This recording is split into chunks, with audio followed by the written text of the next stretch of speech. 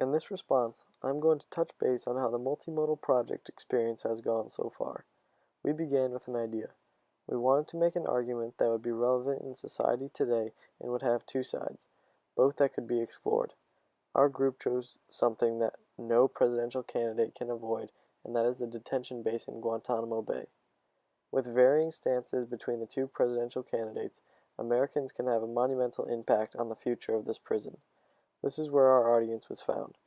Most Americans have a stance on how they believe the issue of Guantanamo Bay should be addressed. It is difficult to change the minds of voters who have a definite stance, so our audience encompasses the voters who are indifferent on the issue. Most people indifferent on the issue do not know what exactly goes on within the walls of the detention camp. This is where we are going to find the pathos of our argument. We decided to appeal to the emotion of our audience in the accounts of prisoners and what they experienced. The realization that the haunting image of this torturous detention base has ruined relationships with foreign countries allows us to find where the logos of our argument would be found. We found the final component of the pathetic appeal ethos in politicians, including President Obama and their thoughts on Guantanamo Bay. All components led us to create the argument of why Guantanamo Bay should be closed.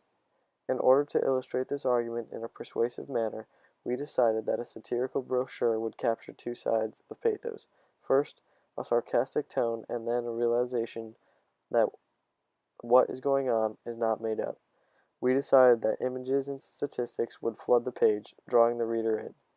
The idea behind the brochure is that it would theoretically be given to prisoners or visitors upon their arrival, saying something such as, "Welcome to Gitmo, where the food is great, but if you decline, we will strap you to a chair and force feed it to you."